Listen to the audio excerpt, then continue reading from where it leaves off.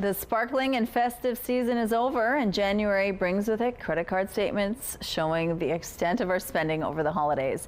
If being better with money is a New Year's resolution, or you're feeling overwhelmed with debt and worried about your financial future, we brought in an expert to help you get back on track and develop good money habits. Joining us now from Endeavour Wealth Management is Grant White. Good morning, Grant. Good morning. Thanks for having me. Well, thank you so much for joining us. Now, a lot of my friends, family, they're worried about that statement that comes in January because often they spend a lot thinking about December and, of course, getting gifts.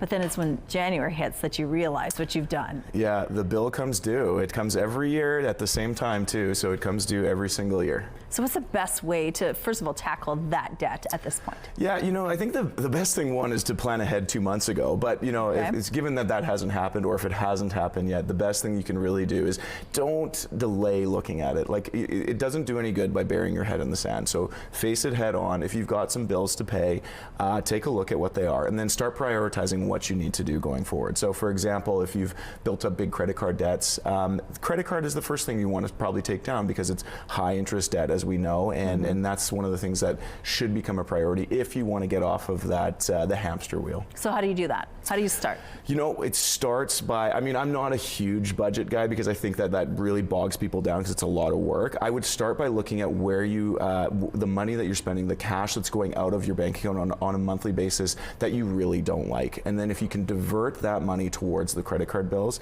that would be a primary place to start. So look at the leakage that you've got in your budget. But I'm not here to tell you like, hey, groceries are this, don't buy more bread or things like that. I mean, I think that's a waste of time. I think what you should do is focus in on the things that you really don't need in your life and then start applying that back to the credit cards. And so then how do you do that? How do you plan for the future and avoid this kind of issue, right? Yeah, so I think the best thing you can do going forward is exactly what you said, plan.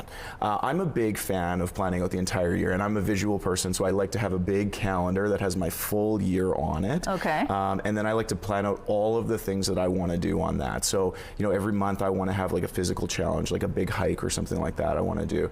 Every quarter I'm trying to implement a new habit, and that can be really helpful for somebody who's trying to get better at their own personal finances. So maybe this quarter it's like I want to make sure that I'm paying down X amount on my credit card every single month, and that's my first step. But don't get bogged down with like what's the end state. Start with like little small steps that are going to get you to where you want to be down the road. And if you're like a lot of people who want to travel, make sure that that's booked out on the calendar and you start planning ahead of that. And if Christmas is a really big thing too, plan that out. So when you say plan it, you're also not just the calendar part of it, but you're also putting money aside to reach those goals, right? Yeah, you bet. So how do you whittle down your budget so that you are not suffering in the food or in the hydro department? Yeah, I mean, there's obviously necessities, right? There's the food, there's the medicines, there's all the things that you need to do. So that stuff aside, start looking at the areas that are outside of that, the discretionary spending, and start prioritizing what's actually important to you in your life and living that life of fulfillment. And if there's things that are in that discretionary spending that's not enhancing your life, then it's probably time to move on from that and start applying it to things that actually can be more helpful in you being happy in your life. You talk about travel, which obviously you need to save up for and sort of put that money aside. But even something as simple as a date night with your wife can cost a lot of money. You need to plan for those things as well, right? You bet, absolutely. I mean, I should be better at this personally. If my wife's watching, she probably is. So those things do need to be planned out, and they are expensive. We all know restaurants have cost a lot more in the last few years. And so, yeah, I would set aside that as part of an important budget item if it's a priority in your life. And I mean, I'm the biggest enabler advisor out there because I love people spending their money, but I want you to spend it in ways that actually enhance your life. And so date nights are a really good one. And you need to plan it out and make sure that you've got room in that budget so you don't have to sacrifice. And if you're going on a hike, you need that extra gas money to get you there. You bet, exactly. All right, well, thank you so much for sharing this with us.